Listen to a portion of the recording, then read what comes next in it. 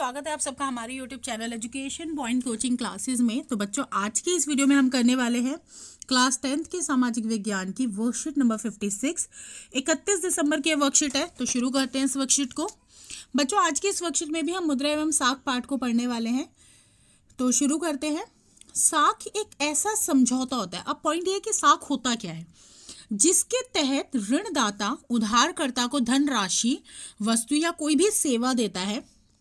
उधार इसलिए देता है कि वो भविष्य में उसका भुगतान कर देगा, चाहे आप पैसा ले रहे हो, चाहे आप वस्तु ले रहे हो या कोई सेवा दे रहे हो, तो इसलिए कि भाई आगे उसका भुगतान कर दिया जाएगा पेमेंट के रूप में।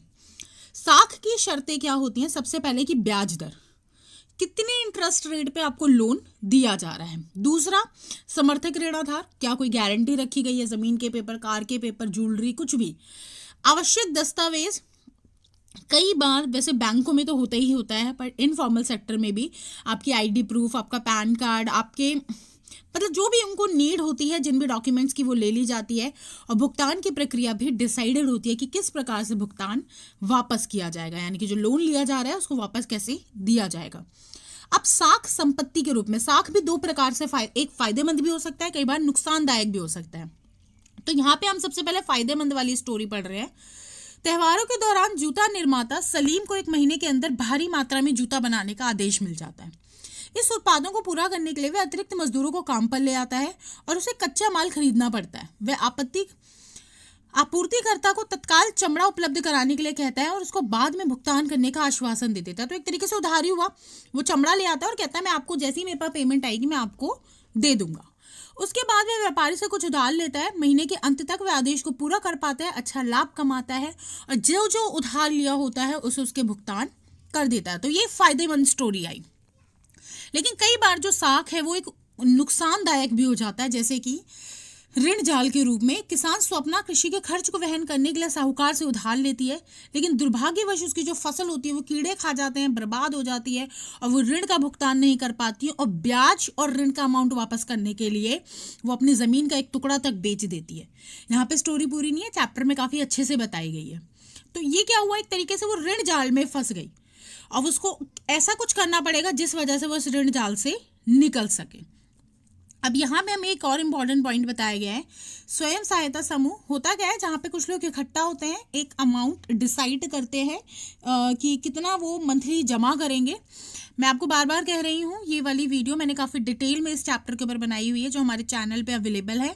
उसका मैं लिंक डिस्क्रिप्शन बॉक्स में डाल दूंगी, वहाँ से आप लोग इसको देख सकते हैं। तो एक तो स्वयं सहायता समूह का फायदा क्या होता है, कम ब्याज दर पर ऋण मिल जाता है, बिना समर्थक ऋणाधार ऋण मिल जाता है, विदाउट एनी कोलेट्रल, बिना किसी गारंटी के। सदस्यों की जमा पूंजी इकट्ठा ही होती है उसके अंदर। ग्रामीण निर्धन महिलाओं को एकत्रित किया जाता है, वहीं विभिन्न सामाजिक मुद्दों पर भी चर्चा की जाती है। तो प्रश्नों की बात करें तो साख की शर्तों से आप क्या समझते हैं? तो साख की शर्तें ये रही हमारी जी, ब्याज की दर, समर्थक ऋणाधार, आवश्यक दस्तावेज और भुगतान की प्रक्रिया। वही प्रश्न 2, स्वयं सहायता समूह के महत्व पर एक लिखिए नोट। तो अगर इसके महत्व की बात करें तो सबसे पहला, कम ब्याज दर पर ऋण मिलता है, बिना समर्थक ऋणाधार ऋण मिल जाता है, सदस्यों की जमा पूंजी इकट्ठा की जाती है, ग्रामीण महिलाएं जो होती हैं निर्धन वो एकत्रित होती है और अपनी डोमेस्टिक वायलेंस हो गए या विभिन्न सामाजिक मुद्दों पर वो खुलकर बात करते हैं। ऋण जाल कब उत्पन्न होता है, व्याख्या कीजिए। वैसे आप चाहें तो सपना के स्टोरीज में डाल सकते हैं।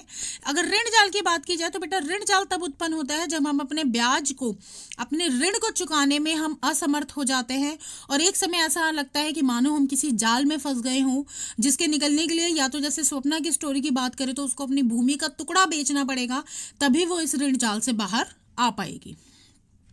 प्रश्न 4, सलीम के जीवन में साख ने एक सकारात्मक भूमिका निभाई। हमने अभी पढ़ा कि सलीम के लिए तो साख पॉजिटिव बना।